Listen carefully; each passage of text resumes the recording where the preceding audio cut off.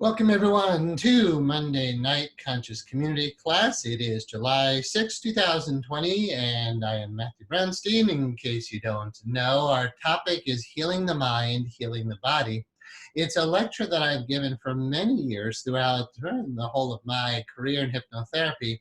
And to get into it, we'll just jump right in. I want to tell you a little bit about my background to understand why I'm doing this and why I'm qualified to give the talk. I want to give you case histories, tell you stories about how this worked, and then help to make it, how this whole thing works, and make it very practical for those of you who are graduates of our school, or of course, current students to get you excited about the potential, but really for practicing graduates of our school to really remind you of the power that you have the ability to really help to heal people. Maybe two disclaimers before we start. As a state licensed hypnotherapy school, instituteofhypnotherapy.com, we are bound by, which everybody is technically, we're bound by all hypnosis laws and statutes. And when working on medical conditions or mental health conditions or dental conditions with hypnosis, really in all 50 states, then it's important that the hypnotherapist gets a prescription, referral, supervision, or direction from the appropriate licensed practitioner of the healing art. So even using the word healing in our field is okay. It's just important that if you're working on a medical condition, that a medical doctor offers a prescription or referral for that. And the other disclaimer is when we talk about this, we're predominantly talking about psychosomatic illness. And we're going to explore just how much illness is psychosomatic because I believe the majority of it is. But during a time like now with COVID-19, when we talk about using the mind to heal the body or how the mind causes problems, I don't necessarily want any debate during this class about, well, did the mind cause COVID and why can we heal COVID? Like, that's not territory that we want to get into. It's a tragedy, what's happening. Everybody's doing the best they can. There's a place for hypnotherapy and during a global pandemic, but I'm not saying that hypnotherapy cures viruses and whatnot. However, I am definitely going to say in any situation, whether it's psychosomatic or clearly organic or the result of an organic, meaning it's really physically there, it has nothing to do with your mind, or if there was, let's say, an accident or you got a virus, right? Is there a place for hypnotherapy? And the answer is definitely yes. Right, so sometimes the mind causes the illness. And if that's the case, we call it psychosomatic, and we definitely have an opportunity to heal the mind, to heal the body. But let's say the mind didn't cause the problem. There's still an amazing opportunity to use the mind to alleviate the symptoms and promote overall quality of life, or sometimes just really radical healing. I'm going to tell you a story that just popped in my head, and that'll get us started. And then again, you're more than welcome to ask questions or to share. Before the story, because I'll remember those, let me tell you a little bit about my background, although this one story is ready to pop in. So most of you know I started as a religion and philosophy major in college, but really what I was studying was how the great saints and sages achieved what they achieved, because I had experienced some of that in the early 90s in my life, and I wanted to know how to duplicate it again. And what I had experienced was profound peace in these mystical experiences, an incredible sense of love, a feeling of oneness that was just beyond words, because words just get in the way of that. Yet when you feel peace and oneness and love, you just know in your own being, if you've ever felt loved, and what you guys do, right, to any degree, you feel love for your children, love for your spouse, when your heart is open and that feeling, that energy, that biochemical response, whatever you want to call it, feels really good. And the system tends to be aligned to be able to feel really good. In A Course in Miracles, the teaching is peace is health. And so I knew in my early studies of philosophy, religion, mysticism, spirituality, and all the related, not all, a lot of the related topics to that, things like yoga practice, Tai Chi, Qigong, Reiki, energetic healing, just everything to get my hands on as a spiritual seeker, I guess you would say. And I came to the conclusion during that time that there's something called, is what I knew at the time, energy blocks. That you kept hearing a lot about blockages, not necessarily physical, right, but blockages to the flow of the life force energy. And I kept hearing that almost no matter where I looked. It was like The mystical teachings were telling us there is this one healing force. A lot of people call that God. We're not religious here, these classes, so it's up to you to believe what you believe.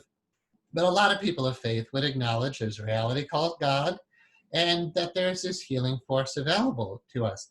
Others would clearly acknowledge, like in the energetic medical field, so Chinese medicine, including the Japanese styles of that, and therapeutic touch and Reiki, and including the early days of hypnotism, all the way back to mesmerism. There's talk about energy blocks causing illness. So, I'm tapping into that. I'm still in my early 20s. I don't know too much about it yet. But I realize I want to dedicate my life to clearing the blocks to peace and love and oneness and healing, because when whatever's blocking that, let's just call it light, is there, when the block is gone, the light is there, right? It's kind of like saying, if you squeeze your wrist really tight and you're not getting good circulation to your hand, you can sit there chanting mantras all day, right? You can poke it with acupuncture needles. You could do psychoanalysis on your hand. You could do everything except there's one problem. Something is blocking the natural flow of healing. So whatever words I use, light, energy, whatever, we're going to be kind of down to earth about it tonight. The truth is, if there's something blocking your ability to heal and be at optimal health, it would make sense to eliminate that. I realized as a religion and philosophy major, going into academia to be a professor, which would have been that path, wasn't going to let me truly heal others, nor was it going to nurture the deeper spirituality that I wanted to nurture in a university setting. So I went to Chinese medical school because I was pretty well convinced that there are blockages to the awareness of love's presence, there are blockages to our ability to heal, and that everybody has those. And you are always better off eliminating blocks no matter what. So let's take a moment, and again, I'll relate to my history of my journey with all this, to what are those blocks? What I actually learned through all of my philosophy, religion, spiritual studies, both in and out of the university, probably more out of the university than in, but that was my whole focus for a long period of time in my life, and still is. The blockages we talk about in Sanskrit are called sanskars. They are not just blocks that happen for no reason. It's not like a hand is clasped onto your wrist and it's stuck there and you don't know where that came from. What's happening actually inside of all human beings is we have emotions, and we have emotions that get disturbed, and we don't know what to do with our emotions, and those tend to be sadness and hurt, fear, anger, guilt, and grief. And a lot of us don't want to look at that, right? It's painful. Nobody teaches how to deal with our emotions. They're not socially acceptable, right? Parents tell you, don't cry. You shouldn't have those feelings. Just be happy, right? Or you're trying to like around your kids. You just try to be happy. So we end up suppressing a lot of emotion. And what I learned early on is suppression is actually where the blockages come from. It's when we close down emotion. We don't let ourselves cry or fully grieve, or feel guilty about something, regret or shame, and it just lingers. It festers in the subconscious mind. In Sanskrit, those energy blocks, which are not just energy, because what does that even mean? The idea of emotion is energy in motion. And when we stop that emotion, when we stop the movement of emotion from moving through our system, it tends to get blocked. That can be seen in neurotransmitters and hormones, biochemicals, that if a child, let's say, got afraid, and then the child runs to the parent, and the parent assures the child, no, you're safe, it's okay. Then all the biochemicals of fear, the system stops pumping out. The epinephrine, norepinephrine, adrenaline, right? Those are biochemicals of fear. And when you perceive that you're being threatened, you start kicking out these hormones. But when, or whatever you want to call them, that's not really my field. But when the threat is seen to not be an issue anymore, when the parent comforts the child, or you just conclude, it's over, then the system resets itself. The autonomic nervous system, which was stuck in the fight or flight mode, gets to move into the rest, digest, and heal function. So when we're stuck in negative emotional states, it's more detrimental to the body than we realize. If you hold fear your entire life, then what might happen after 50, 60 years when the fear is causing digestive issues? So when you get stuck in fight or flight mode, there are two major bodily systems that get robbed. And this is, pure anatomy physiology. This isn't metaphysics or spirituality, whatever. When you're stuck in fight or flight mode to any degree, when you're in the sympathetic nervous system mode of functioning, then your digestion gets robbed of energy. And this is, even though we're using the word energy, this is how you would hear it in anatomy physiology class. Your digestion gets robbed of energy and your immune system gets robbed of energy. Why? Because the system in fight or flight has to pump that blood and energy into the muscular system, basically, to fight or flight. And then once you're safe, it's like, oh, okay, I can rest, digest, and heal, and my immune system gets stronger. I don't really think people are aware of just how much they're caught in these negative emotional states on a subconscious level and how it's affecting their health. So I'm learning a lot about this in my college years, in and out of the university studies. And then for postgrad studies, when I went to Chinese medical school, I learned all about energy. I actually have 2 years of Chinese medical school training in two different schools, two different colleges. And I clearly saw that the energetic model makes sense, and that in the Chinese medical model, there is this very clear understanding that emotion, unresolved emotion, is one of the major reasons that our bodily organ systems go out of balance. For instance, suppressed, unresolved, stagnant, as you would hear the term in Chinese medicine, stagnant anger that's held on to and not released, affects the liver and gallbladder system. Excessive worry or pensiveness or rumination, but basically worry-based fear, affects the spleen, stomach, pancreas system. General just fear affects the kidney, adrenal, and urinary bladder system. We frequently see in the field of hypnotherapy that memories involving childhood sexual abuse or traumas like that tend to really affect the reproductive system in women, including their abilities to conceive, and issues with UTIs. This stuff is, and painful menses, because the suppressed anger with a lot of that affects the liver system. Excessive anxiety or even excessive joy, which is interesting. I won't go into that tonight, but the idea is how emotion affects the body. The excessive emotions, like anxiety, really affects the heart and what's called the pericardium, the sac around the heart. That's a real anatomical feature in your body. The heart and the small intestine system. And then holding on, grievances, even you might say regret or guilt, because we're holding on to things, affects the large intestine, and the lungs, large intestine system are affected a lot by grief and sadness, right? And the holding on to these kind of things. The point is, I am learning early on, emotion seriously affects the body. And there's other types of illness, right? Environmental, viruses, accidents. Yet in the metaphysical sense of things, which is not everybody's cup of tea, but a lot of people who are here tonight, are into that, the idea that your mind creates your reality. And the real question is, how powerful is the mind in creating your reality? You could say in one side of things, I'm a total victim. Everything just happens to me. I have no control over what's going on. My thoughts are not responsible in any way for what I'm experiencing, nor can my thoughts do anything to help to improve my life. That's 100% victim consciousness, and I don't think anybody believes that completely at all. Then on the other side of things is what you might call total responsibility. It says you're not a victim at all. Your mind is actually creating the world that you see. In A Course in Miracles, the teaching is, never think your mind is lacking power. How can the power that creates universes be lacking power? It's paraphrased, it's more elegant in A Course in Miracles, but that's the idea, that your mind is creating your reality. So take a moment to grasp what that means beyond being overly metaphysical or spiritual. Look around your room right now. I'm looking at my desk, and there's a microphone. Who put that there? Me, my mind put that there. Who made the microphone? It's a really nice Samsung microphone.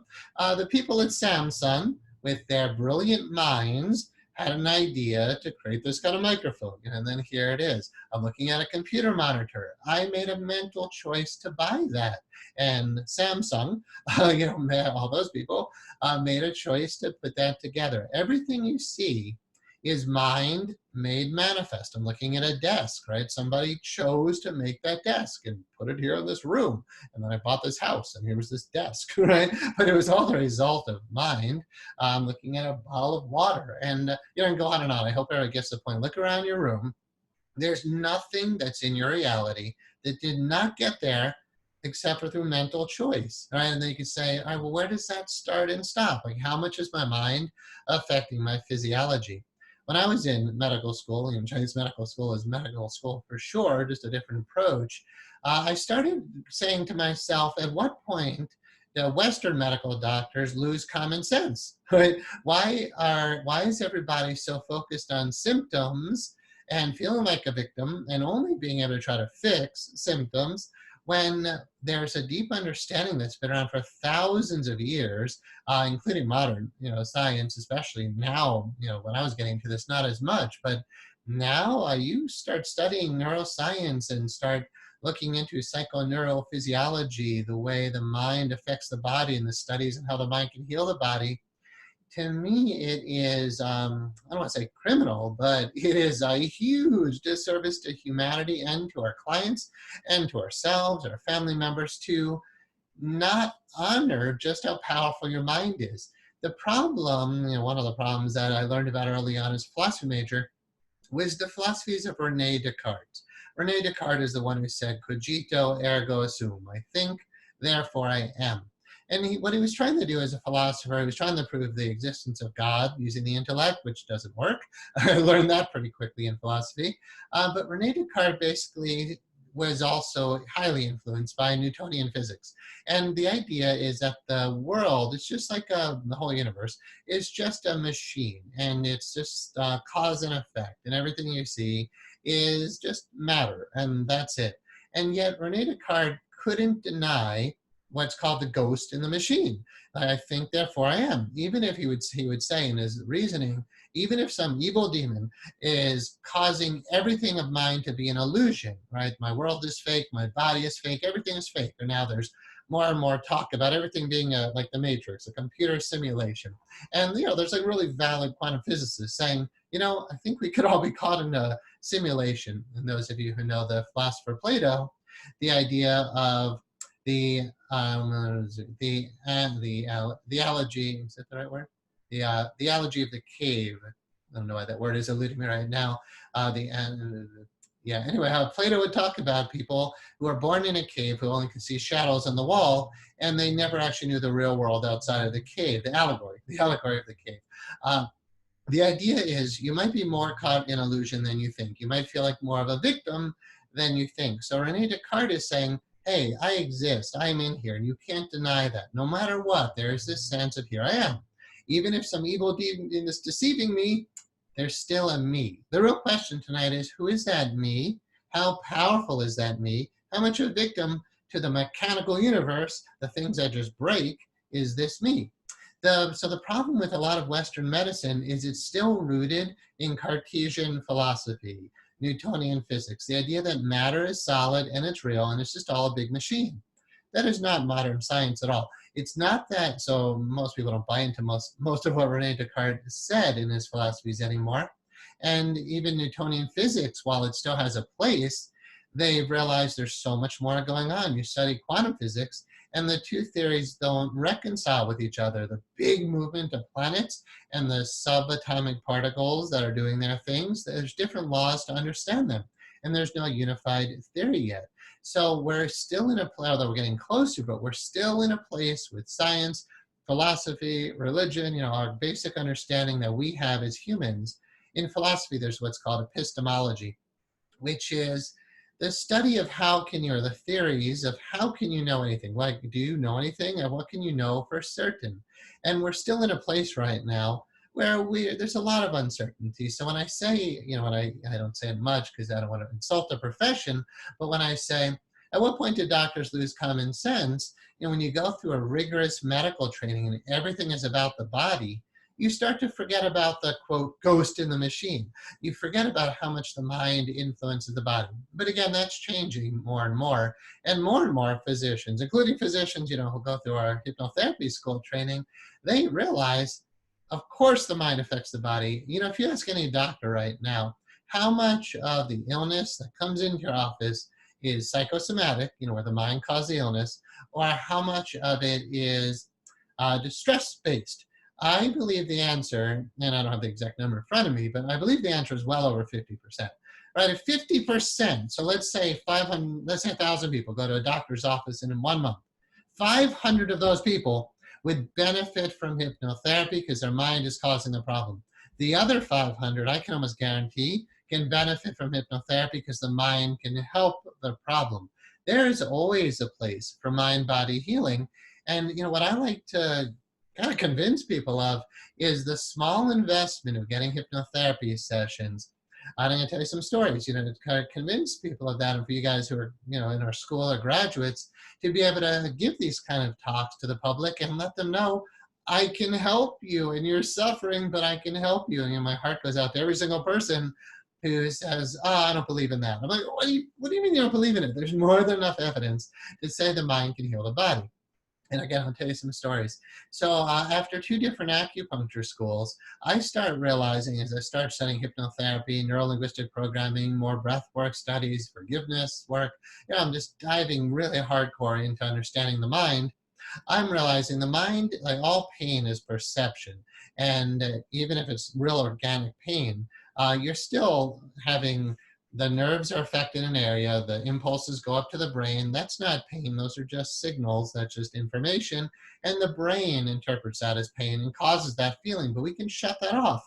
You know, in hypnosis, we can absolutely mask pain. That's part of why I support the hypnosis statutes that say you really need to get a medical referral, because if you're gonna make somebody's pain go away, but that pain is actually telling them there's something wrong, you know, but we're that powerful as hypnotherapists. We can eliminate pain and we can heal significant illnesses. And again, I'm going to tell you some stories. So I actually, part of why, like the biggest reason I'm not a Chinese medical doctor now is because I couldn't see patient after patient. You could see a lot of patients in acupuncture. You can put one on a table, put needles in them, go to the other room, put needles in another, put needles in another. You can have 4 patients going at one time.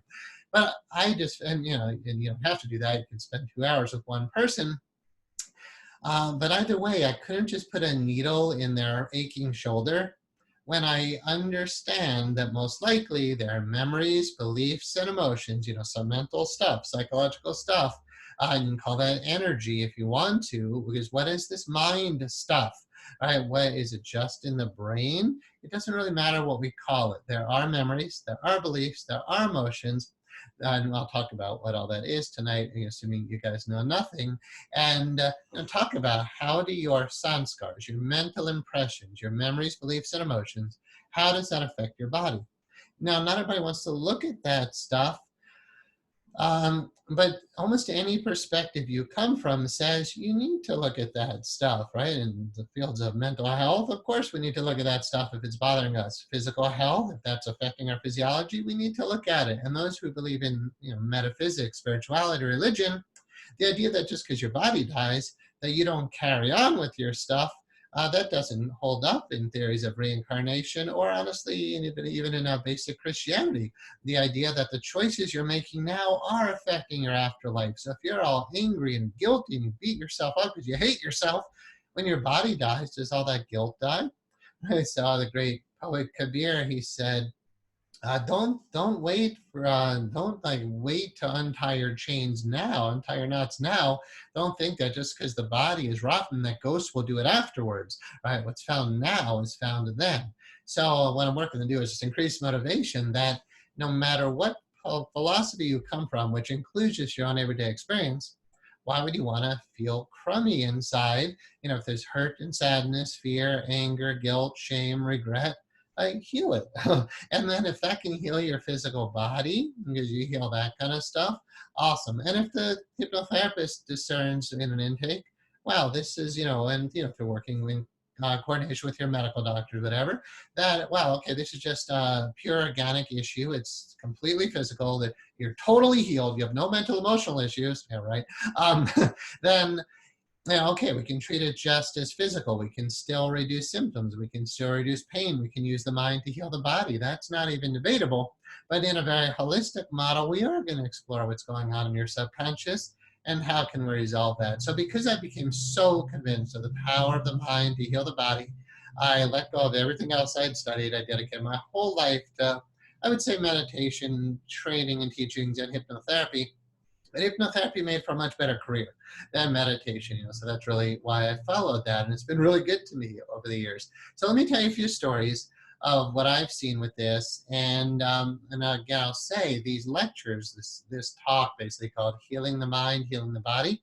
I was giving at libraries. I would rent out conference ballrooms, do radio spots to get people to come in, to have like 100 people in a room listening to this lecture. And usually 10 of those people on average, like 10%, would become clients like right away, and then others would trickle in over time. Because once people hear this talk, they start realizing, why would I not take advantage of this?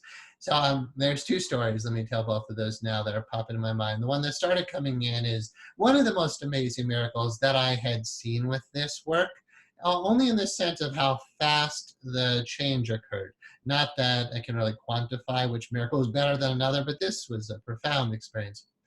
This woman had come in to stop smoking, and she had a really bad sinus infection. She'd been on antibiotics for an ear infection, antibiotics for 2 weeks. Nothing was getting better.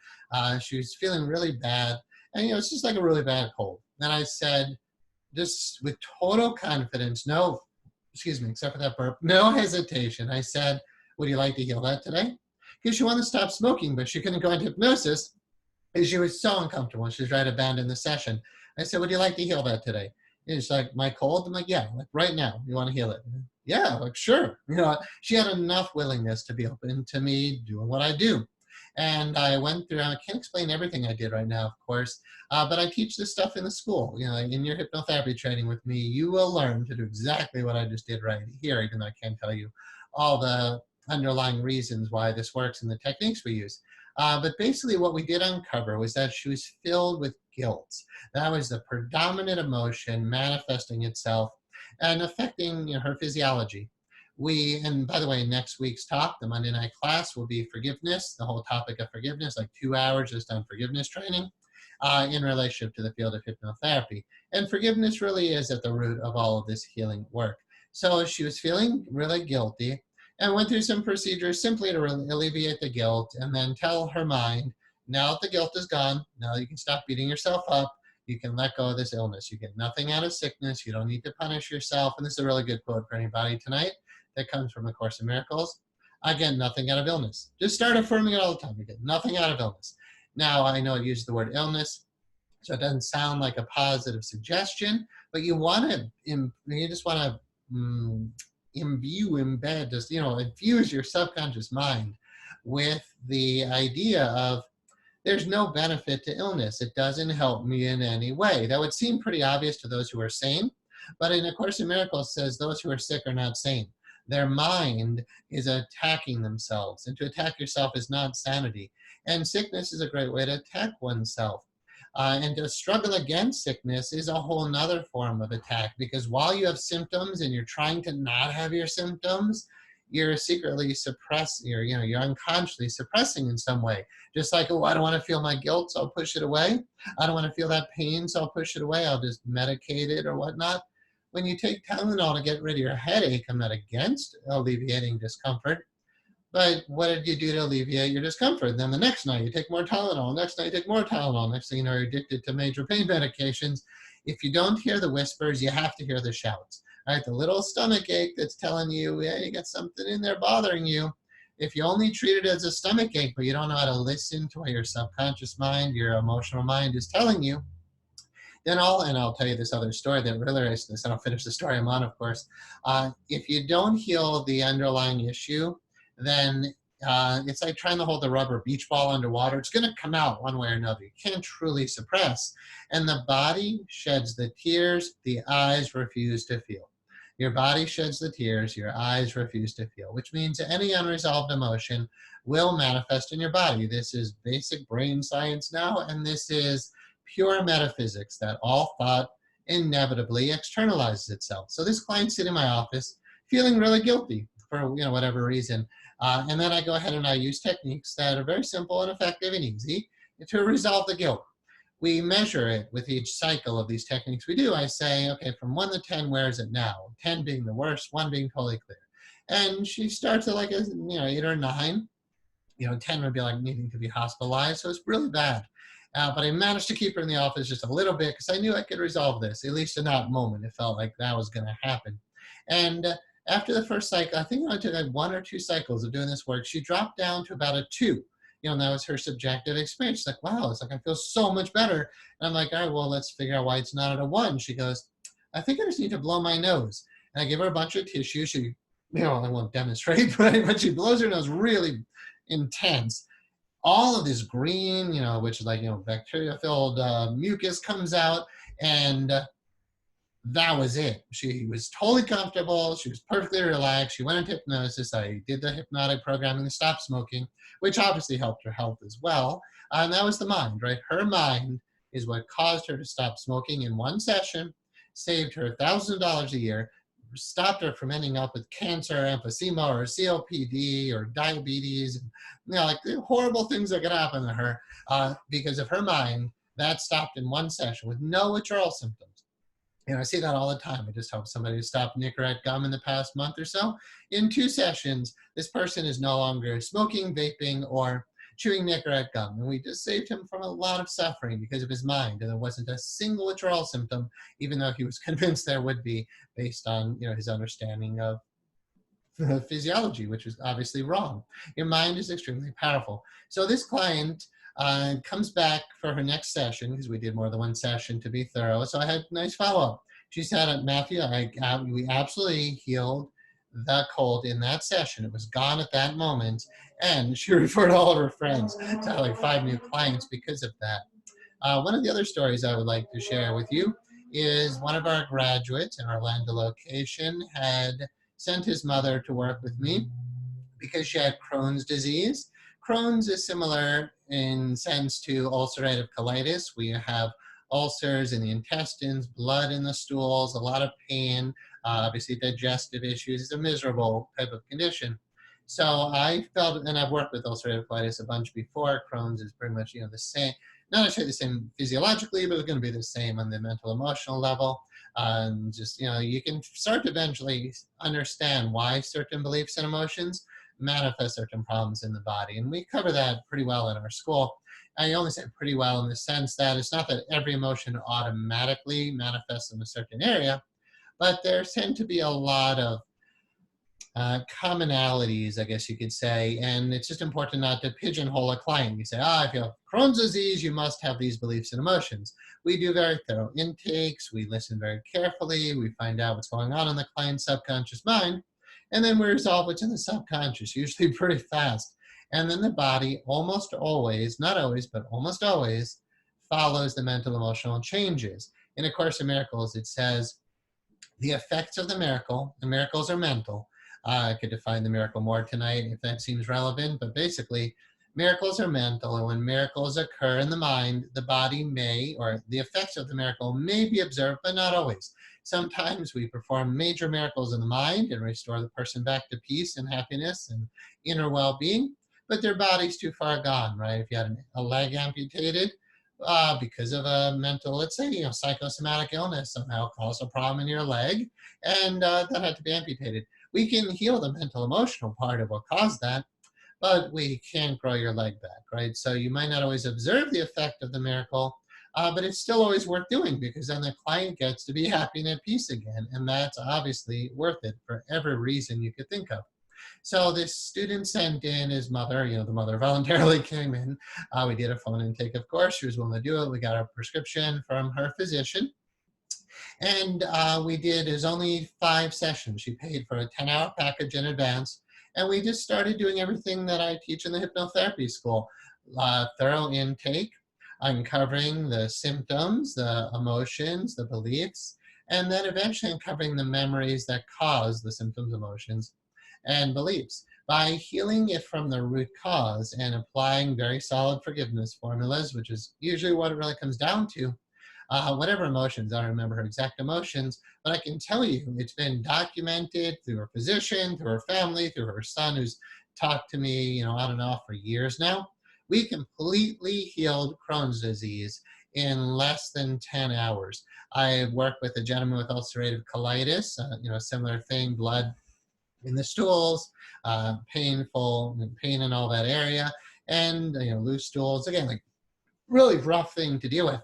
He was on 7 medications, 3 for ulcerative colitis and 3 for exaggerated alarm response and hypervigilance. He was a Vietnam vet, and he carried, I remember a lot of his stories, significant guilt. He had done things that, to others that he felt very guilty about, not just in war, but other places. And then he saw these horrible things, of course, in Vietnam. So he was filled with fear. His wife couldn't walk into the room without, she would have to say, honey, I'm coming into the room, don't freak out. That was the hypervigilance, the exaggerated alarm response. We worked together for about 6 months. It was, he had a lot of healing needed to occur, not just physically, of course, and I don't even heal the physical body. Here's a nice little quote. Doctors diagnose, God cures. To eat is human, but to digest is divine. So all I have to do is heal the mind. And like I said, the body, most likely, but most of the time, is going to follow the mental changes. So he was off of 6 of the 7 medications. The other medication was hypothyroidism. We didn't really address that. And that was not such a big deal. But he was off of all of the mental, emotional type medicines, anti-anxieties and whatnot. And he was off all the colitis ulcerative colitis medications. That happened in a relatively short period of time. So like, for instance, the woman with Crohn's disease, and by the way, I think she was in her 80s, so it's like never too late to heal. It's never too late to heal. And again, even if your body doesn't change, the mental, emotional changes are always worth it. I gave this lecture, not these exact words, but this topic at a health food store once about healing the mind, healing the body. And I had a woman who called me the next day, and she said, my friend and I came in to hear your talk. And she was referring to her friend. She said, my friend walked in on crutches. I don't really know why. But I think she had, it was a chronic limp. She had this really bad limp like her whole life. And then after the talk, it was like, going to the church and throwing away your crutches type of miracle. She literally heard my talk, which said, your mind's causing the problem, and you don't have to do that to yourself anymore. She got it, and she walked out of there without her crutches. I didn't hear the long-term follow-up on that, but it happens over and over. Here's one other story just to convince everybody. Wherever you're at on this path, hypnotherapist, graduate, prospective student, current student, or you're just a person who's hearing this talk and you're interested in this. So here's a great story. Which one? Oh, yeah. I was like, I had 2 just filtered in there. Okay, so I had a client who was a psychologist. It was a very interesting story. And she had cerebral palsy. She was born with that. And no matter what we did, we couldn't really do much to help her body, but I helped her to heal a lot mentally and emotionally. She had a friend who was a colleague who was also a psychologist who had, what was the issue? Cancer of the blood. I don't know the exact diagnosis, but she referred her friend. The friend came in with the blood work, and you could clearly see, without being a doctor, the blood levels were off the charts, not good. But really, what you could see was somebody, when I tell this story, I don't like to judge at all, yet it looked like walking death coming into my office. Her eyes were sunk in her head. The black under her eyes was significant. She was emaciated. She would have been dead within 4 months, like for sure. And I say 4 months because that's how long we worked together. It didn't seem like that long, but I think this was many, like 10 years ago or more. So we start doing intense work to do exactly what we do here, everything I'm saying.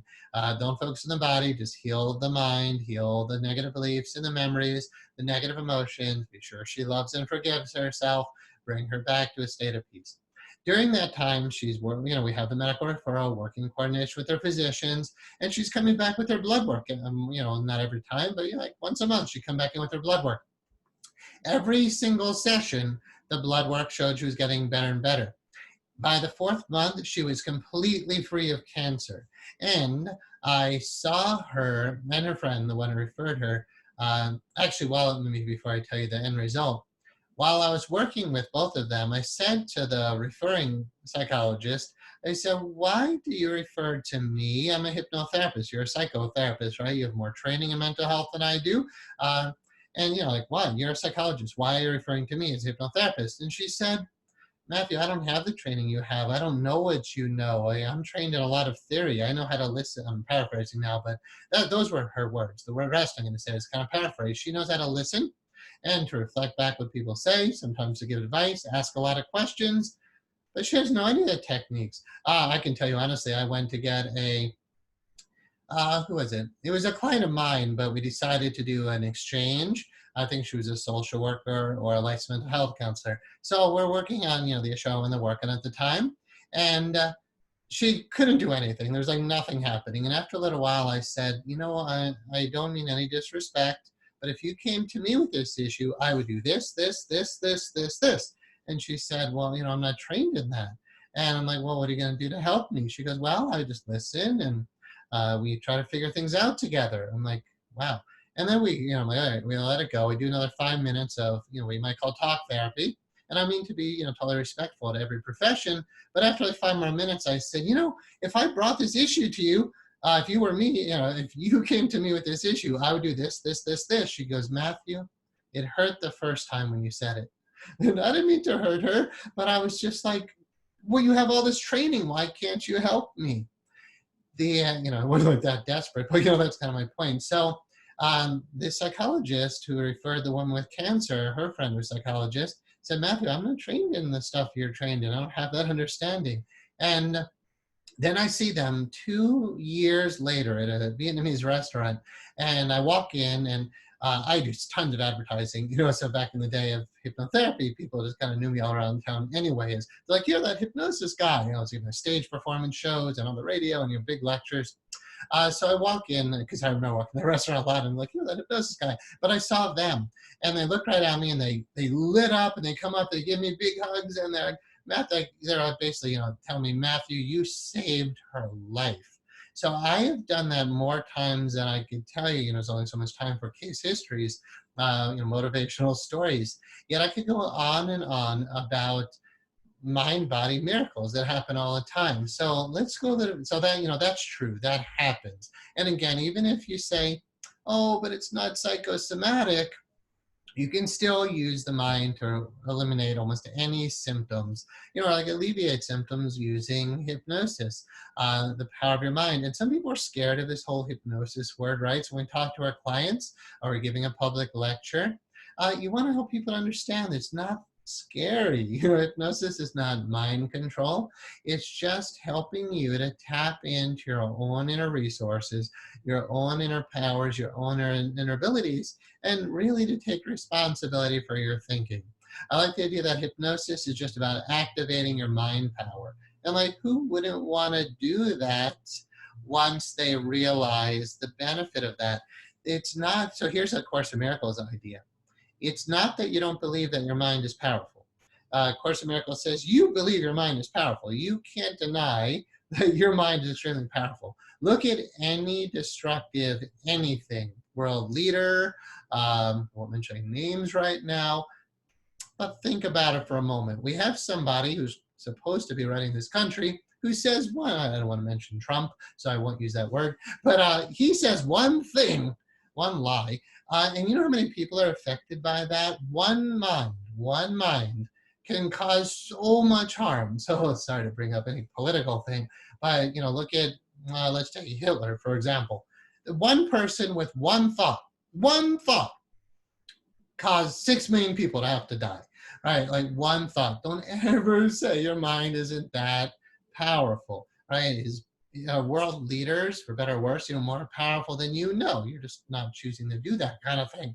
But you might be, and depending who you are. And again, we're on both sides of this. I'm talking to everybody as a human being who can cause their own health problems, and then I'm talking to hypnotherapists to remind us that the mind is extremely powerful. Course in Miracles teaches the mind is so powerful, and you know that, but you seldom remember just how powerful it is. So I was mentioning the idea in Course in Miracles that it's not that you don't believe your mind is powerful. It's very obvious to see how powerful the mind is. It's not that you don't believe it, it's that you're afraid to admit it and you feel guilty for admitting it. Again, it goes back to your emotions. Why would you feel guilty or afraid for admitting that you're that powerful? If I tell you your mind creates your reality, that your mind is contributing to your illness or causing your illness, you don't want to admit your mind is that powerful because you know your thoughts. You're like, oh my God, these thoughts are creative. My guilt, my shame, my regret is a creative force. I'm afraid of that idea. It's not that it's not true. We're just afraid to admit that our negative mind does affect our physiology, our relationships, and our life. A Course in Miracles teaches you're not alone in the effects of your seeing or thinking. You're not alone in the effects of your thinking. Right? Minds are joined. We influence each other all the time. So to heal you is to help to heal so much more than just you. We don't want to be afraid to do that. We want to just admit, okay, I have thoughts. They're not always positive. Sometimes they're actually very negative. I can feel that because I have negative emotions that come from my negative thoughts. And I don't want to be afraid of that. I want to just own that and be empowered to heal that. That's what hypnotherapy is all about. It's not disempowering the client, it's re-empowering the client. And then the theme of guilt. Why would you feel guilty to admit your mind is that powerful? Because then you have to admit that the harm you've done to yourself and others was your doing, right? If I'm just totally a victim to the people I've hurt, I didn't hurt anybody, that's just what happened. No, you got to take responsibility for the things that happen in your life. This is actually pretty basic, right? That take responsibility for your thinking. Realize that your thoughts do affect other people. Realize that one thought can affect your physiology. Like when I say, at what point do doctors lose common sense about that one idea and this idea of Rene Descartes, the ghost in the machine? The ghost in the machine, meaning you, can have one sexual thought and have an instant change in your physiology. How could any human being who's ever had a sexual thought and notice what that does to your body, right? Find one, you can do it right now if you want to, it's fun, but you find one thought, something you find arousing, and watch what happens to your physiology. Why would that same mechanism not be happening to your intestines when you have a negative thought? Right? If I could have one thought that causes all this blood to go to this one part of my body, why couldn't I have one negative thought that maybe pulls blood away from a part of my body? In Chinese medicine, part of the whole idea, or not just Chinese medicine, acupuncture, which comes from lots of countries besides China, use that. So it's really, we could just say an acupuncture. The idea is, and one simple idea of that whole very complicated field of study, is wherever consciousness goes, energy follows. Wherever energy goes, blood follows. But really, wherever energy goes, blood follows. So in Chinese medicine, we're working to rebalance the flow of the energy through the whole body to get the smooth flow of blood through the whole body. So painful menses caused by suppressed anger, that stagnant liver chi. If you just call it stagnant liver chi, stagnant liver energy, then you're just saying, oh, it's just energy that got blocked. But once you realize that what really Chinese medicine is saying is, no, the anger that you held on to for so long that's still inside of you, if you still have anger in you, if you can get triggered, right? Oh, those are my buttons. He can really push my buttons. He can make me so angry. If you have anger, most people will notice anger every day, right? Something makes you mad every day. That affects your physiology. We know that when you get a stomach ulcer because you're really angry, everybody knows you can make yourself have a stomach ulcer because you're angry. Why couldn't suppress? Here's a good story. I had a client who had endometriosis, severe irritation and pain of the uterine lining. She also complained of severe rage attacks. We started working really just on the rage. It turned out that her father had sexually abused her. We worked through all of that anger and forgave the father, forgave herself, because any guilt that's there needs to be cleared, and everything else that we do, raising self-esteem. So amazing, because we're not just healing the pain and the endometriosis symptoms, we're clearing anger and fear and hurt and sadness. We're changing the negative beliefs of I'm worthless and trapped and powerless and stupid and unlovable and dirty and disgusting. So when healing and then raising self-esteem by clearing all of that, going through forgiveness, bringing her to peace, returning her to love, moving through acceptance and understanding and commonality and deep compassion, And then really a reconnection to the spirit, the love, the light, the joy inside of her, with the mind healed, with the emotions healed, and then with the body healed. I know how to do that. So I teach that to others. One of my primary book on this is called The Sutras on Healing and Enlightenment. If you're listening to me still and you haven't read it, I would really recommend. It's on Amazon. You can just Google The Sutras on Healing and Enlightenment by Matthew Browntein. Just reading the book will be healing. It's 400 pages, and I'll tell you the story I wrote. Oh, so let's finish the endometriosis story. Well, basically that's it. We healed all the anger. We do visualizations, to heal the body, but really it kind of takes care of itself. And then she gives me a testimonial, and it said, thanks to Matthew, I don't have endometriosis anymore, and I never, her English wasn't great, so it wasn't proper English, it said that I never have another rage attack again. No more rage and no more endometriosis. The question to anybody who's a hypnotherapist would be, how many people could you help with their physical conditions because you believe what I'm saying? And then if somebody's listening who might be inspired, considering using hypnotherapy to help themselves to heal, the real question is your issue psychosomatic? Excuse me. In my book, The Sutras, I'm going to cough drop here. In my book, The Sutras on Healing and Enlightenment, it says all illness is psychosomatic because the body itself is psychosomatic. You have to really study and then buy into metaphysics to know what that means. But the idea, to convince anybody from any point of view is to say, if 10 sessions with 10 hours, 5 sessions with a really good, well-trained hypnotherapist, if that could potentially heal a life-threatening illness like cancer or, ulcerative colitis can turn to cancer. What if you catch that before it turns to cancer? And, the average hypnotherapist now, maybe, I don't know, I think a lot of our graduates charge about $150 a session.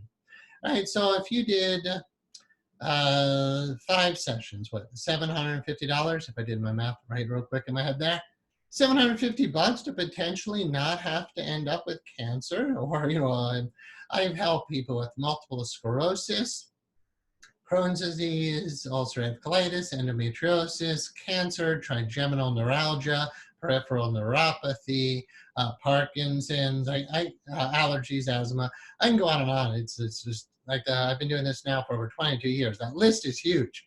But there's nothing.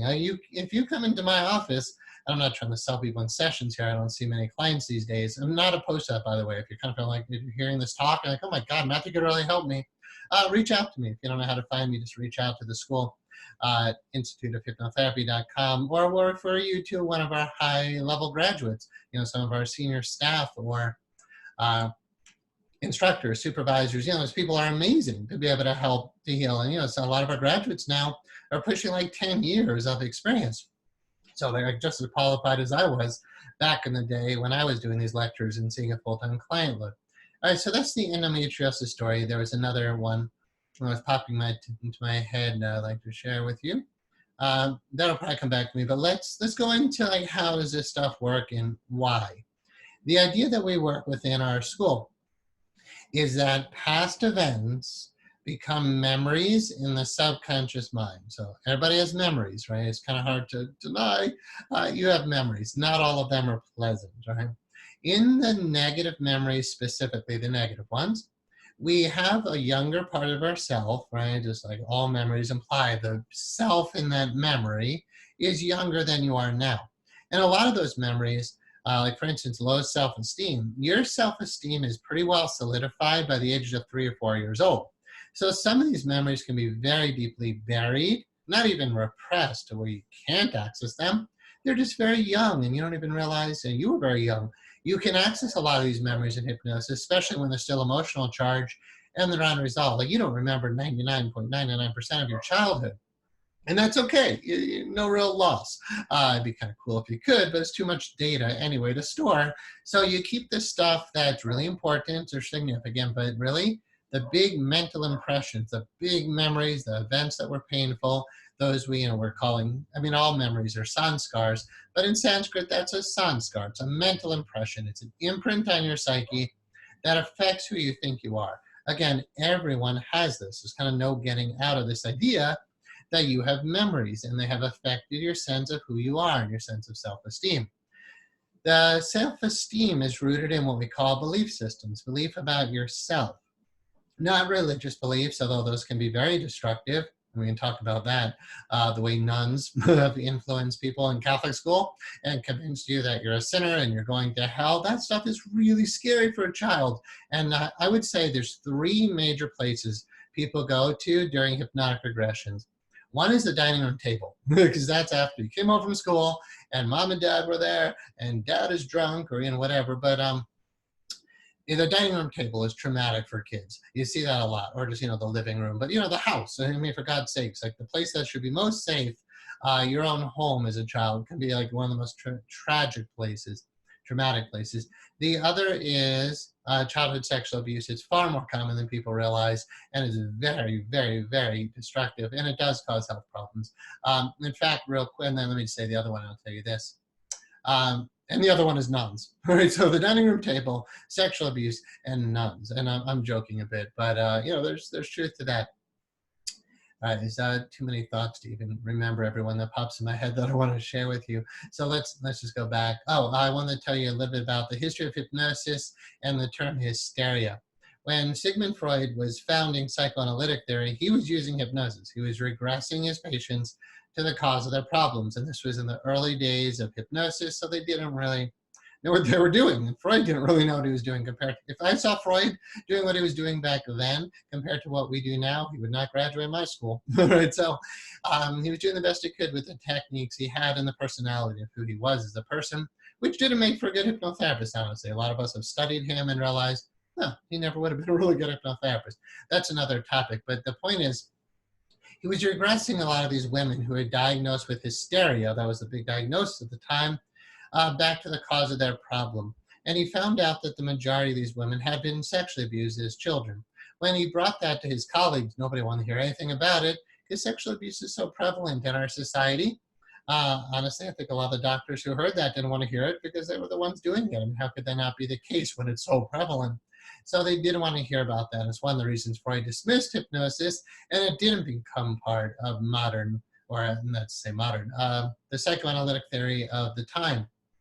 The point is, the women suffering from hysteria, the reason they use that word is because hysteria relates to the word hysterectomy, referring to diseases of the uterus. And women who had diseases of the uterus also seem to have this hysteria stuff going on. Why are they so manic? Why are they so upset? Why are they so angry? Why are they filled with guilt? Why are they such low self-esteem? Why are they dysfunctional? Because people seriously hurt them when they were little. And so now, if you use that example, but that's an extreme example.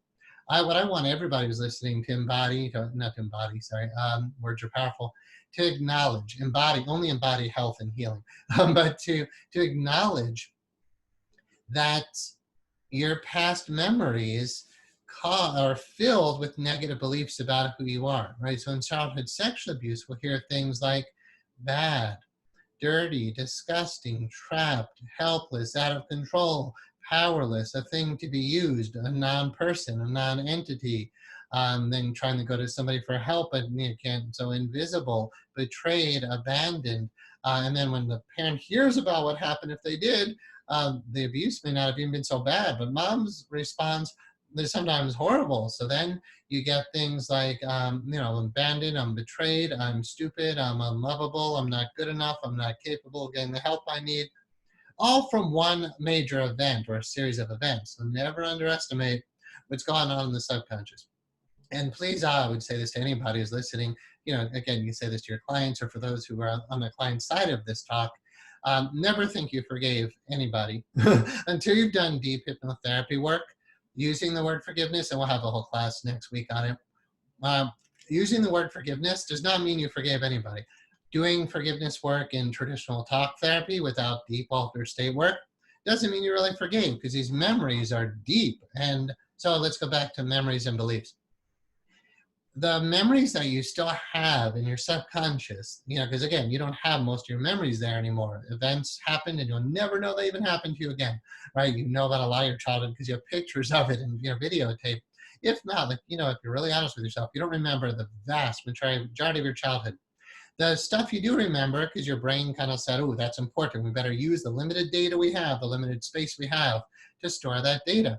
The reason why you have to store these negatives, and by the way, the negatives are held right at the forefront of your subconscious because they're important. When you're walking through the woods as a primitive being, talking like, basic evolution, just like very modern human going, figuring out what to do on the planet.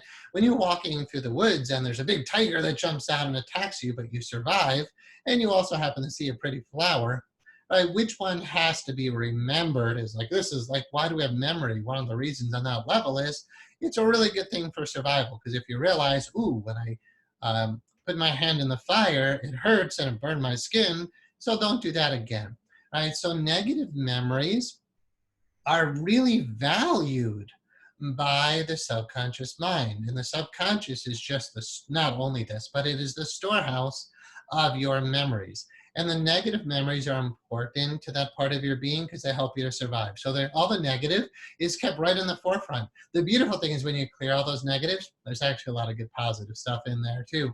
And all the love and all the joy and all the warmth and kindness and compassion and caring and like every emotion that brings physiological healing and benefit to your body, that's being robbed by these blocks, which are memories, negative beliefs, I just gave you a whole list of those, and negative emotions. So your memories aren't past tense. Your memories exist in you now, just like your computer hard drive. You may have put negative programming in your computer hard drive. Let's say your computer's 20, 30, 40, 50 years old. Most people's aren't. And, so a human is worse in that sense. My computer here I'm using right now is less than a year old. It's got maybe some negative programming, but it's working pretty well, right? But the negative programming that may have got in there 6 months ago is there now. But it doesn't necessarily exponentially get worse. For a human being, you might say this is in science, but this exponentially gets worse because as a child, the memory happens, the event happens, it's now memory. And so, let's use the extreme example. If sexual abuse happened once, but then it happens again, and then maybe it happens again with somebody else, and then people tend to end up in patterns, and then you end up maybe being raped. And these memories, beliefs, and emotions tend to snowball, and it just keeps getting worse and worse because you can't hold something that painful in your subconscious for 30, 40, 50, 60 years and think it won't affect your body. If anything, what I'm saying now is a huge testament to how amazing your body is. To be able to maintain health when you've got that kind of stuff festering, I'm trying to find nice words, but you got something rotting in your subconscious and your body is doing the best it can to adapt to that, getting the wrong information, right? If you have fear and hurt and sadness and anger and guilt and shame and regret and embarrassment in your subconscious, it's going to affect your physiology. And it's amazing. Your body can be so resilient. But here's the real thing. Most people have no idea how amazing they can feel. If you watch the Sunday night classes I do, onlinemonastery.com, where I really turn on my spiritual self, I look at those videos and the images, and I'm only using myself as an example now. I'm 47, my body's perfectly healthy. And I'm not saying I couldn't get sick, but I do believe what I believe is keeping me very healthy. And not just healthy, but feeling amazing. And even right now, but again, my Sunday nights is when I really turn on the juice. Like your body, you can feel incredible, not just healthy, amazing, like so good. I'm not gonna take the time. I just want to give you like the overall feeling of you can feel phenomenal, not just okay. So if you're not feeling good, something's wrong. And you can heal that. But what you need to look at if you really want to heal that, and again, I'm talking to our students who can heal themselves, and of course, I want you to be healing your clients in this way. Again, work with doctors and get coordinated medical referrals, but do it. Realize how powerful you are. I can't tell you how many graduates still come to me, sending emails all the time. I get dozens, that's an exaggeration, but every week I get dozens of emails every week for sure. And a lot of our students still haven't caught on to this. They're still treating symptoms, right? Getting physical therapy or doing yoga, these kind of things where you're taking care of your physical body, but not looking at the underlying mental emotional stuff. Honestly, with all due respect, if somebody's graduated our school, but they're not looking at the mental emotional side of their physical problems, didn't quite catch on yet. And it's okay, I think, physical therapy, yoga, I guess it's all great. Acupuncture, doctors, like everybody has their place. But once you catch on to the power of the mind, I couldn't be a Chinese medical doctor in good faith with what I know. And even in Chinese medicine, it says, the Yellow Emperor's book is like the traditional Chinese medical classic of the Yellow Emperor. It says, the lesser physician heals on the physical level. The mid-level physician heals on the energetic level. The truest physician heals on the spiritual mental level. And then I read a book in Chinese medical school, and it said all healing must be rooted in spirit. And I was like, how is just poking people with needles really rooted in spirit? But in hypnotherapy, I can connect to you as who you are, like as a spiritual being having a human experience, that you're in there. There's a you with a ghost in the machine, but you're not a ghost in a machine. You're a beautiful being of conscious awareness with a brilliant mind, with a beautiful heart, who's hurt. Like a lot of people are deeply wounded inside. But, and I think no matter where you're at in this, never underestimate how powerful those memories, negative beliefs, and negative emotions are in affecting your physiology. So once we acknowledge it's really memories, beliefs, and emotions, which are the big cause of the problem, and one simple word for that is just sanskars. The sanskars I learned about in my college years, those are blockages. So what are the blockages? So that's why I went to acupuncture school. I said, I just want to remove sanskars. I know sanskars are the problem. Now that we understand what sanskars are, memories, beliefs, emotions, stored in the subconscious, I just wanted a profession that can get rid of those blocks.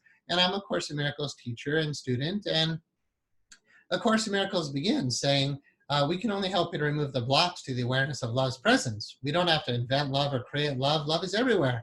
Love is God. Love, that energy is everywhere.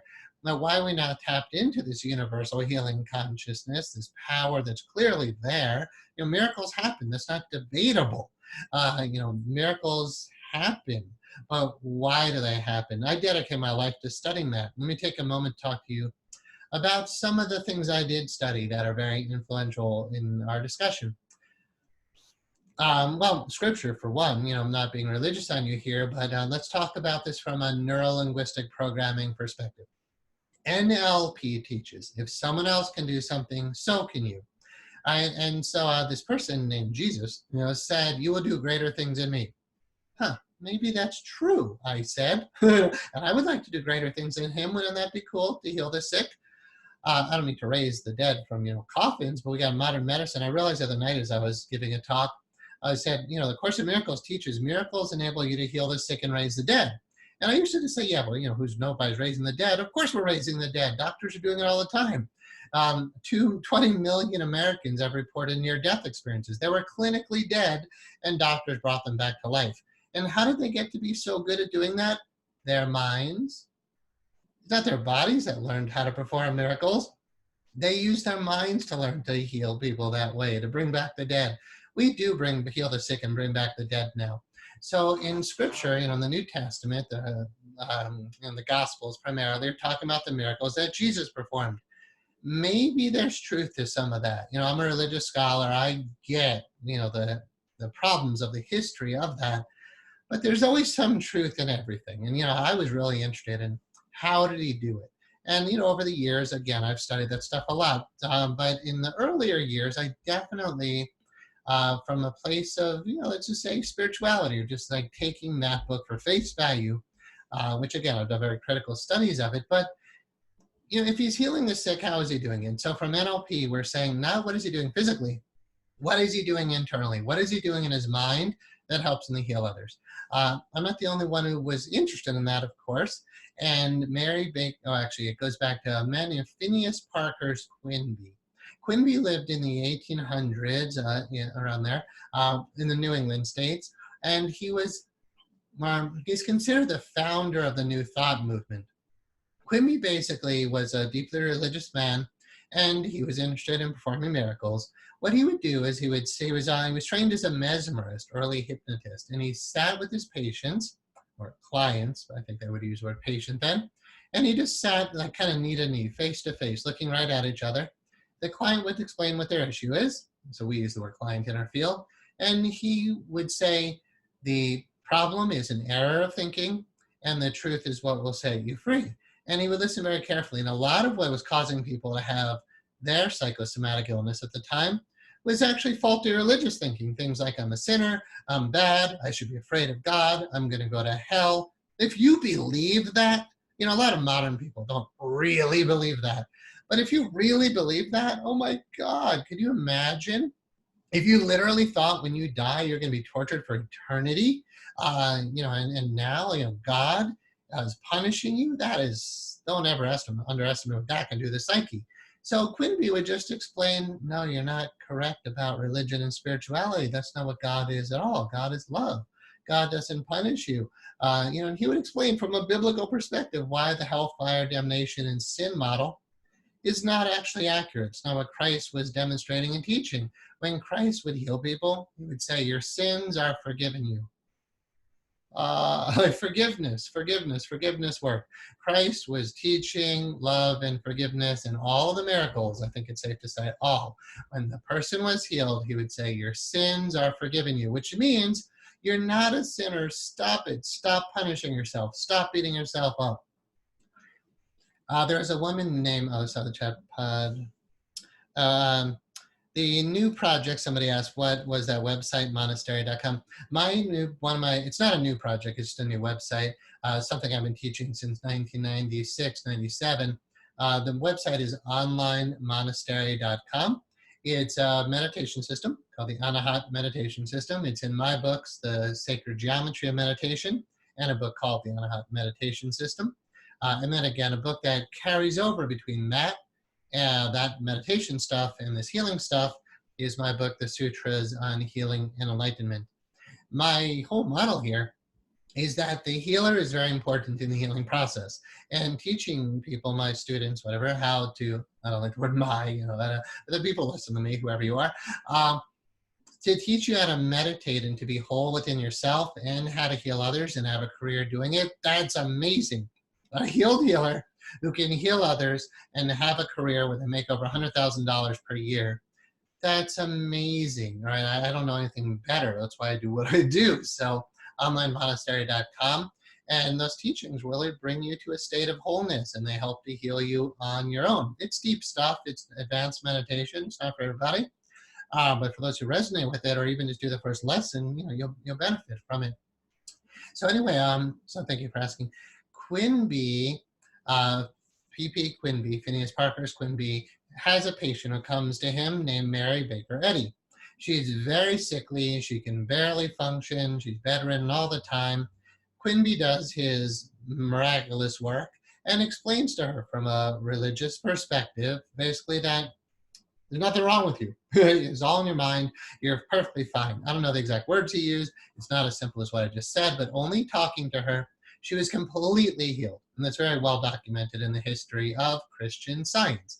Mary Baker Eddy is the one who founded Christian Science. She goes back to her house, and starts studying the Bible intensely based on what Quimby had said to her. She's like, wow, Quimby understands the Bible better than I do. So she starts devouring scripture, specifically the New Testament, and she ended up writing a book called Science and Health with Key to the Scriptures. She didn't give Quimby the credit he deserves. I think most historians would say that, but she's one of the few women in the history of all these discussions who definitely deserves credit for expanding her understanding of mind-body healing. She did tons of classes. She founded this international religious movement, a huge, very well-respected newspaper called the Christian Science Monitor. So, let's give one woman in the history of all this a lot of credit, even though people have definitely ripped her apart for other things. She definitely was a great woman. The point is, if you study all these writings, so the books that really influenced me in this, if you want to study deeper, first of all, I recommend above almost any of this, not because I make money on it, I really recommend my book, The Sutras on Healing and Enlightenment. It is written for our students. It's one of our texts for our hypnotherapy school, and it's just not as archaic as some of the stuff I'm talking about, and it's not Christian. I don't consider myself Christian, although I think any Christian would think I'm Christian. Yeah, I like fully accept deep Christian doctrine, no problem whatsoever. So, and I'm a Course in Miracles student, and that is a Christian theology. Anyway, it's not about me. So the books that really influenced me and that I'm going to recommend, the Sutras on Healing and Enlightenment. Oh, that's the story I was going to tell you that I forgot when I wrote that. And I'll go back to the books I'm recommending. When I was living in India, I lived in the Himalayas, for my own spiritual journey. I went there, and it was a really good choice.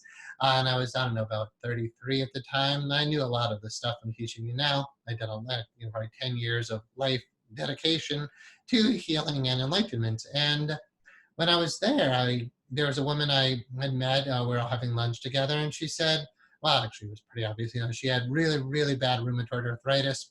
She's walking with a cane. Her hands were gnarled and crippled. Her feet were gnarled and crippled. She was talking, and I couldn't help it, even though I didn't want to be there doing my healing work. I wanted to be there as a student and, as a spiritual seeker. But I said, I can help you to heal that. And she's like, really? And I explained, the stuff I'm saying now. And she's like, oh my God, we got to work together. So I started twice a week, afternoons, in my apartment there in India, because I was like, literally living there, like phone and cable television, I was living in India. And every afternoon, because once the word got out about her healing, every afternoon I was helping people to heal. And with her, her hands are like that. Are now moving with no problem whatsoever. Same with her feet. She was walking upright, no more pain, huge mental, emotional change. And she was a 30-year long-term meditator, was still filled with subconscious blocks. The meditation didn't get to that level of her being. And I saw that in most of the people in all the spiritual communities I've lived in. They still have a lot of subconscious blocks, just like anybody else who's walking around. So, hypnotherapists can help some of the most advanced spiritual practitioners. She had major psychosomatic illness going on. Rheumatoid arthritis. The general theme is the same thing: guilt and unforgiveness. Autoimmune disease. Autoimmune. Why? What does that mean? The body is attacking itself. That's just a metaphor for how you attack yourself. How people attack themselves. How her mind was attacking her. All illness is needing forgiveness on some level. But the level is mind. Forgiveness doesn't happen in the body. The body doesn't need to forgive. The body isn't mental. Right? Your feelings, the sensations in your body, that doesn't have to forgive, because sensations don't. That's not mental. And then your emotions. Your emotions are the result of your thoughts. When you say I'm powerless, you get scared and angry, but fear and anger don't arise by themselves. Your thoughts are what cause your emotions. So forgiveness needs to be held in its proper place, which is in the mind. Once she accepted forgiveness for herself and let go of her anger and her guilt and her hurt and her fear and her sadness, her body started radically healing itself. And she was telling everybody, if I could see, and they'd come to me and they said, Matthew, she's walking like a queen. What did you do to her? And then again, my afternoons I took a 1-year sabbatical during that time in India from my hypnotherapy practice, only to find out I had to do it again because people needed it and I knew I could help them. So that's when I wrote my Sutras on Healing Enlightenment book in the Himalayas, when I realized, I was living in the Himalayas studying with great masters and realizing, wow, I actually know something. So let me write it down. And I was studying the ancient yogic scriptures, the sutras of ancient India, and the style of those sutras is really beautiful, the way they're written. So inspired by that, I wrote my book, The Sutras on Healing and Enlightenment.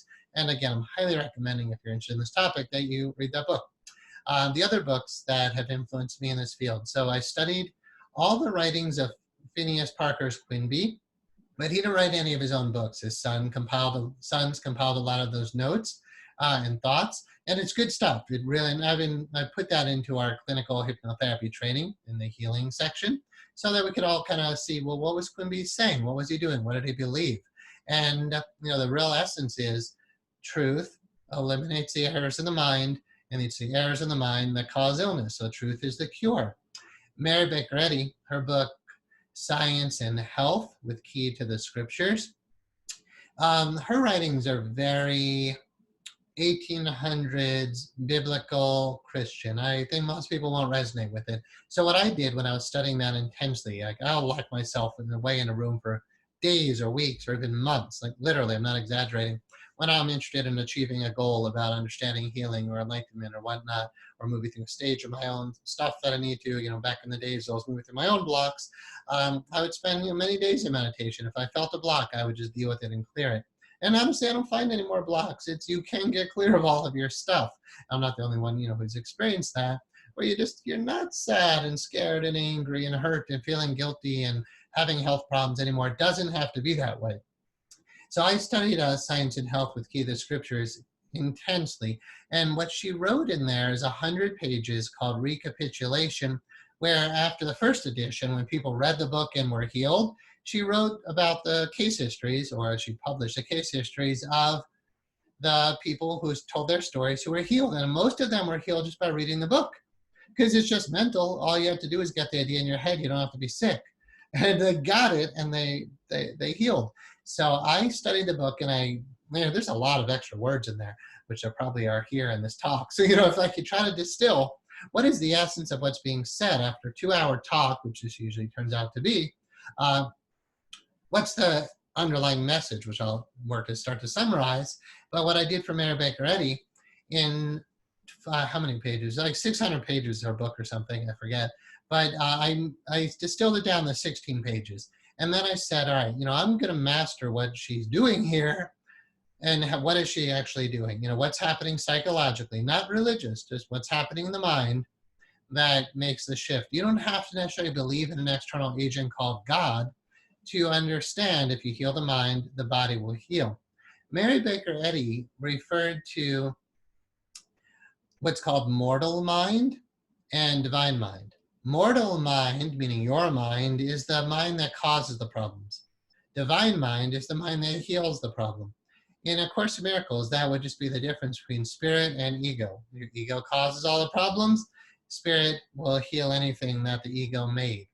But you have to understand how to resolve what your ego is doing. And your ego is the false self that holds all those negative beliefs and emotions based on the evidence that it's gathered through all of your events.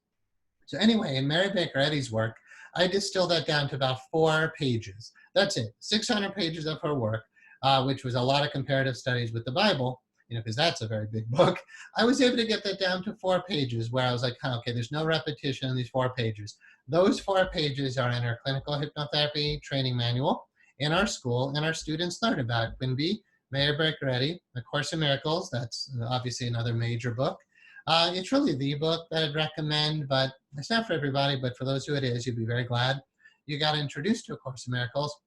And that explains all this stuff clearly.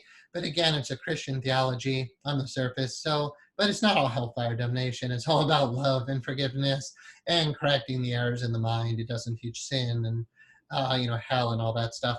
So it's like nice, good, intelligent, evolved, well-refined Christianity. And I do subscribe to it. I have no problem with what's in there once you get through the words themselves.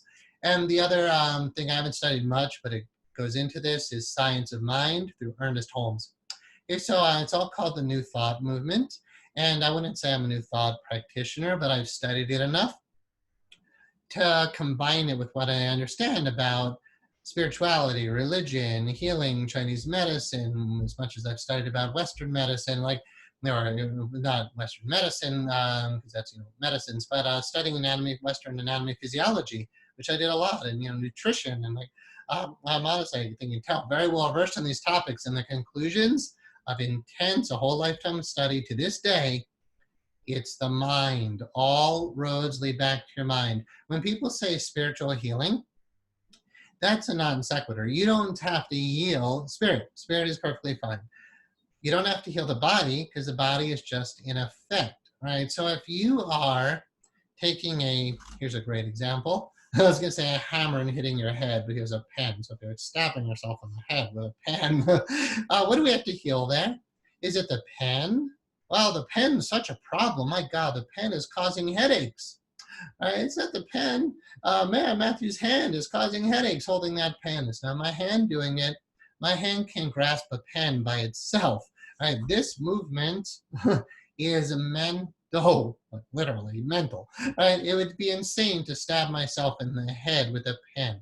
And the healing would need to occur on the mental level, not the spiritual level. spirit is important in this whole equation for sure, but his spirit isn't what needs healing. You could say, well, Matthew's stabbing himself in the head with a pen because he hates himself. That emotion of hatred is the cause. Well, why do I hate myself? And the way we uncover that is we finish the sentence.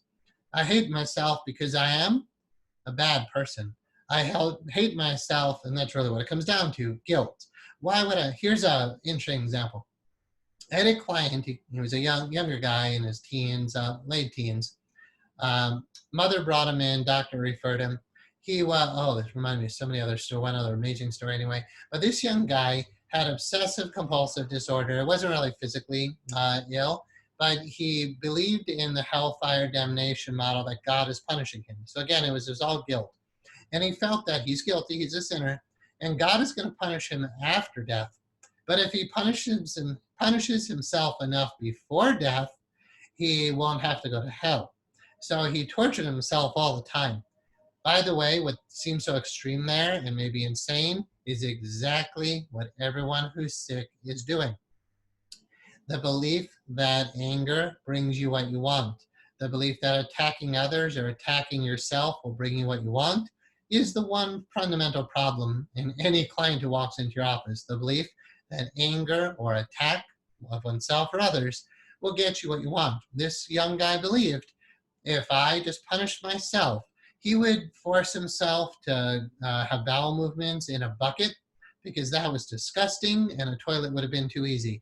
He would make himself eat 1 grain of rice at a time because a spoon for a lot of rice at one time would have been too easy. He lived his whole life punishing himself. Honestly, we didn't get to resolve it. He didn't come back after the first session. Young people are sometimes hard to convince of why they need healing, as are sometimes older people.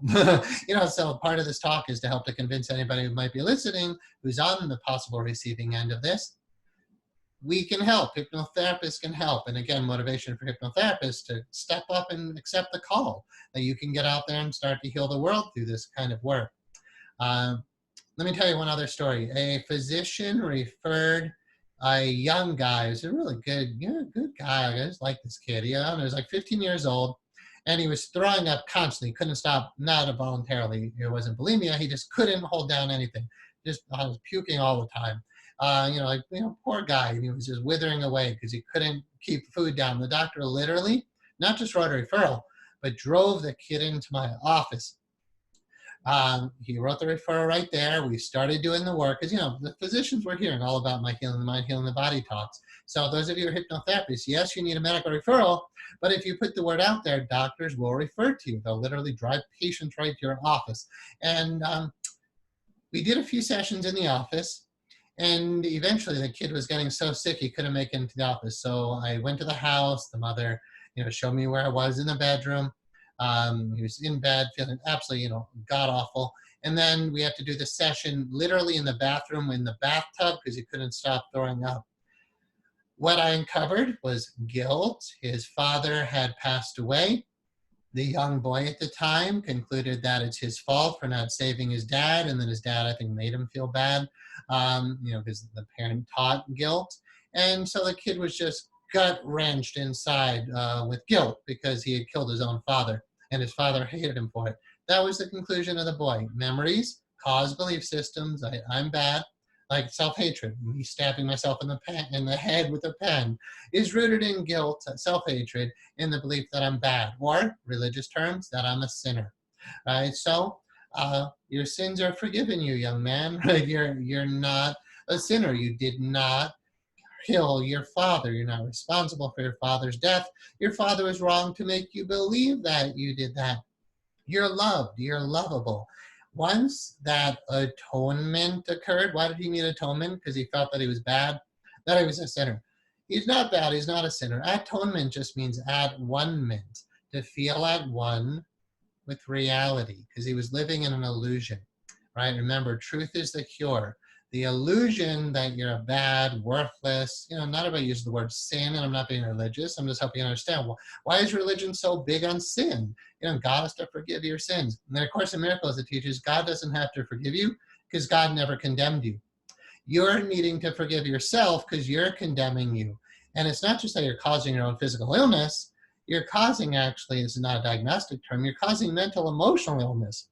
And that's what's manifesting physically, is the vast majority of what we as hypnotherapists see and work on, and honestly what medical doctors see, but don't necessarily know how to resolve. So medical doctors aren't trained in how to resolve that. Chinese medical doctors aren't trained to resolve that. Chiropractic isn't, and honestly the field of psychotherapy. I could have been a psychotherapist. I clearly could have chosen psychology as a major. But I honestly, with all due respect, I wasn't impressed. I knew what the great saints and sages were doing, and I needed to find a profession that could bring me to those standards, those levels of understanding. And hypnotherapy by itself didn't bring me there. It was all of these studies that make our school so unique, is you can get hypnotherapy training and not even hear 95% of what we're talking about right now. Right, but at least hypnotherapy trainings, hypnosis trainings, most of them are now licensed by the Department of Education, so they're not even real schools. We're a state licensed by the Department of Education to offer legitimate career diplomas in this field with a very profound understanding of what's going on. All right, I think that's the general overview. Let's open it up to chat pod, question answer, and I will enjoy engaging with you guys if you would care to engage with me. So please ask questions if you got them. Please share your experiences. If you're skeptical, I love to help to resolve your skepticism. And if there's a way I can help you to find a graduate of our school, if you're watching this as a YouTube video right now, reach out to our school, instituteofhypnotherapy.com. I'm available sometimes. My hourly rate is higher, but I'm worth it. And then we have a lot of senior staff who can do phenomenal work that we can refer you to as well, or graduates all over the country. In this day and age, this is happening during COVID times, we're doing a lot of sessions on Zoom. And they're just as good as in person. I was skeptical, I was concerned, but I do Zoom, so I did one today. And all of my Zoom sessions are good. So you can be anywhere in the country with any kind of condition. We would ask for a medical referral to work with that condition, but from the comfort of your own home, working with one of our graduates, a handful of sessions, 3 to 5 sessions could literally eliminate pain or heal an illness. And that can happen in a handful of sessions. Sometimes it's a few months of work, but still, even investing $5,000, $10,000 to not die of cancer, kind of worth it. To not have to have a progressive disease progress any further, seriously worth it. I don't see anybody writing. What do you guys know about this stuff? Somebody said, I've done the course. It took me 3 years, but it changed my life. All right, nice. Let me just say, because we have a little time, A Course in Miracles has workbook lessons. And it's not just theory, it's very practical. I always recommend for the new year, because it's 365 lessons and it's designed to take you through a year. So to start January 1st, very intensely. If it takes 3 years, okay, but if you're really diligent, 1 lesson per day, you'll be done in a year. It'll change your whole life, only for the better. It's extremely wise. I don't believe it's of human origins, so it's up to you, but it's on the level of very high, very well perfected scripture, if you will. But I wouldn't even call itself scripture. It's just simply a manual for anybody who would like to know what peace is. In A Course in Miracles, it teaches peace is health. Peace is health. And it teaches there's only one problem and only one solution. The one problem is separation, and the solution is oneness. When you feel disconnect, so the teaching is the only hell for a child of God, and again, we're not overusing the word God, hopefully, or theistic models, but it's just a model, they're just words, it's a metaphor, really. The only hell for a child of God is to feel separate from God. And when you beat yourself up and hate yourself, you feel separate from everything and everyone. The isolation of self-attack is horrendous. When that person is forgiven, when they forgive themselves, you could say when they accept atonement for themselves, they're healed and they're brought back to peace. And in that state of peace, they return to love. When you return to love, you are returning to your divine origins right here and now. Because you're not separate from the all-pervading presence of love right here and now. By feeling and experience, by accepting forgiveness for yourself, you let go of the anger, you let go of the guilt, and you return to peace. Peace is health. But you can be at peace and your body might not heal. There's no guarantee that peace heals your body. But why wouldn't you want to be at peace? Sometimes we work with clients who are past the point of no return in the sense that they're going to die. Their diagnosis is, like they're given 4 months to live. I had an elderly woman with pancreatic cancer. She was in her 80s. If you get a diagnosis of pancreatic cancer in your 80s, that's it. Your life is pretty much done. But I was willing to give her a chance. She heard one of my lectures. She really wanted to heal, and I wanted her to heal. It's my job to believe she's going to heal. So we just went full force doing everything we do twice a week in my office. But eventually she was so sick she couldn't come into my office. Our husband was part of this. I started doing house calls. And eventually I said, look, you got to accept this is the end of your life. And your husband will be okay. And he was an author. He was a beautiful guy. And I said, like, can I help you just to be at peace so you can pass over, your life can have peace. So that's what we focused on for a few weeks, like twice a week, doing house calls, helping. She was so beautiful. I remember her name. Her name was Lily. I won't say her last name for confidentiality, but like sweet Lily was like dying, and I was helping her just to find peace. And when she passed away, she was completely at peace, even though, of course, her body couldn't last anymore. And her husband sent me a copy of his book with a nice inscription and a beautiful letter. And he thanked me from the bottom of his heart for what I did for his wife. Like that's what we do as hypnotherapists. I've gone to hospitals. I went to a hotel once outside right outside the hospital because the guy couldn't get into my office. I forget what we worked on, honestly, but I remember, I've gone to many hotel rooms to help people. I've gone to their houses. They've come to my office. I've worked at a psychiatrist's office and doctor's offices. It's so rewarding, and I teach you guys how to do that as a profession in our school. Someone said it took 3 years because I was so damaged. Now I'm laughing, but I see what you wrote. It took 3 years because I was so damaged. I had to do certain lessons for several days until I felt at peace and could move on to the next lesson. Good job, beautiful. Yeah, I mean, that heals you. These teachings are there, but for various reasons, people they don't want to spend the money, they're skeptical, they don't want to be religious or spiritual. To me, they're just good teachings out there. And I rejected A Course in Miracles for years. As a religion major, I came across A Course in Miracles in the early 90s. I was in college up to 94. My bachelor's, I graduated in 94. So I knew about A Course in Miracles back then, but I didn't get into it right away because I had a lot of other stuff to study. I'm like, oh, it's another one of the many books out there. I knew it was a good one. When you get really attuned, you can just kind of hold the book and be like, oh yeah, that's a good one. But I didn't get into it. I remember hearing audio about it. I'm like, oh, those are good thoughts. But again, I have lots of other good thoughts too. And then eventually I started seeing Course in Miracles practitioners, and I wasn't very impressed with the people I'd met. They were very damaged and very egoic, and not that all Course in Miracles people are, but the ones that I had met were. And I'm like, that group and that one teacher, I really wasn't impressed, and that turned me off. And then it's a Christian theology, and it uses only masculine pronouns. So I'm like, but then eventually, and then I thought, because I'm a religious scholar, I must know more than A Course in Miracles at times, because sometimes I disagreed with it. Now, honestly, in my humility, I can tell you, I agree with everything in the book. Whenever I think I'm right, I'm probably wrong if I disagree with it. And I have realized it's way beyond what any human being could come up with. So if that can help anybody to start reading it, to listen to it, that you can hear it as audiobook online, it'll change your life. So thank you for sharing there. All right, we're going to wrap it up early if there's no other sharing with you guys, because I think I made my point. Anything else you guys might want to share, ask? There's a bunch of you here, but you're all very quiet right now. So I'm more than happy to engage you for a moment. If not, we'll wrap it up. All right, I'm going to stop recording and wish everybody a wonderful evening. Next week, it's kind of a continuation. We'll just go deeper into the forgiveness theme. So same meeting room right here Monday. There's just thank yous. Okay, great.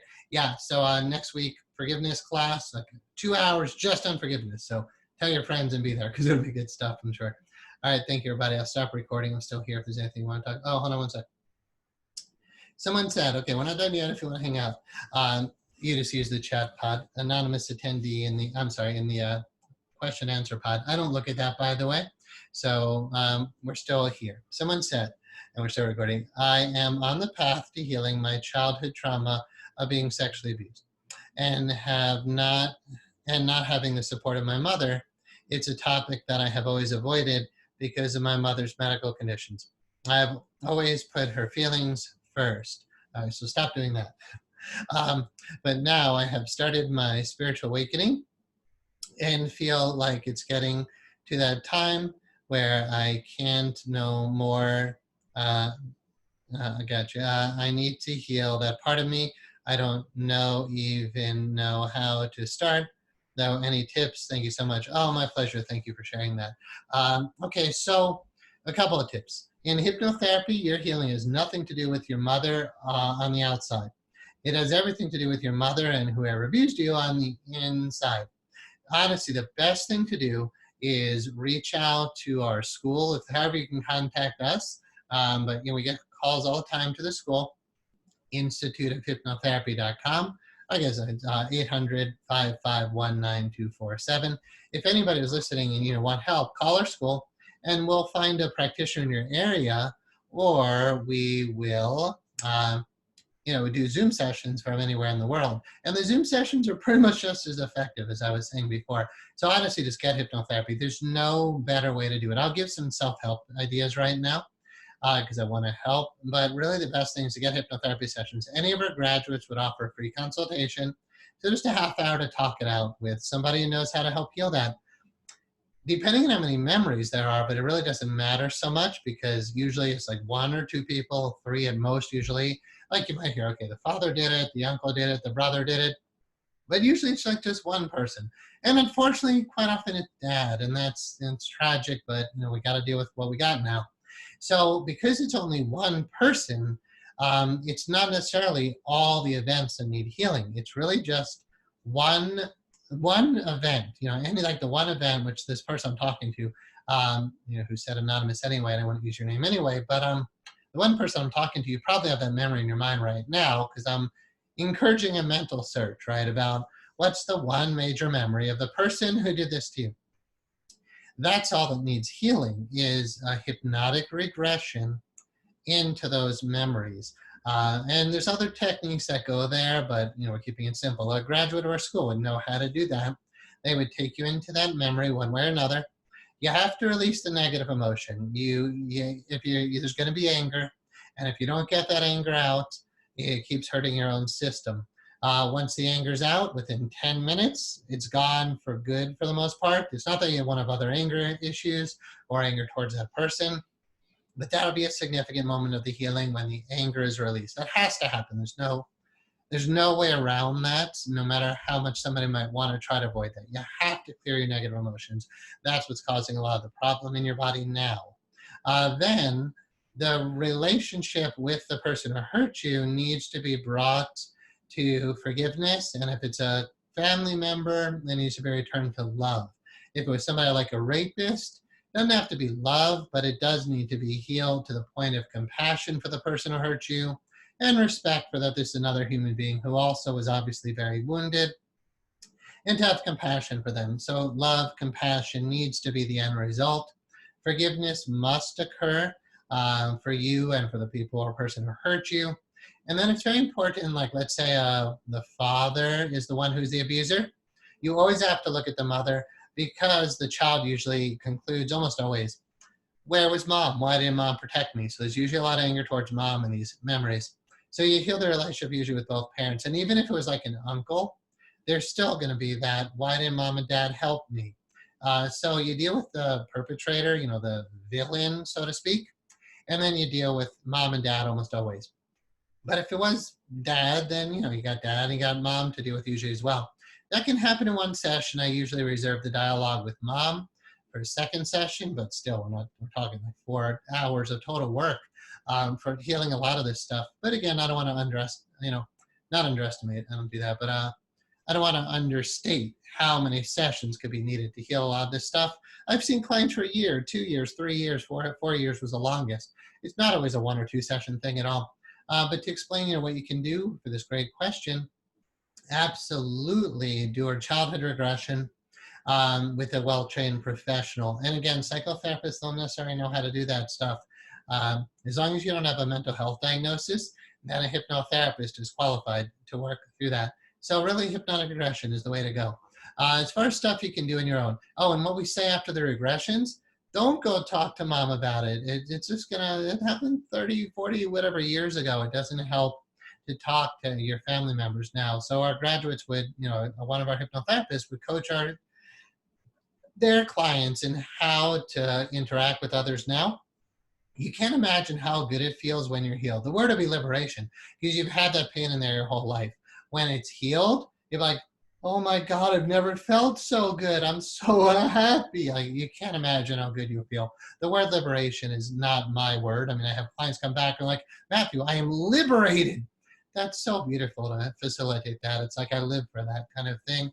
And I would say 70%, I always say this, of my female clients have been sexually abused. It's not a scientific study, but it's so common. It's just not, it's far from funny.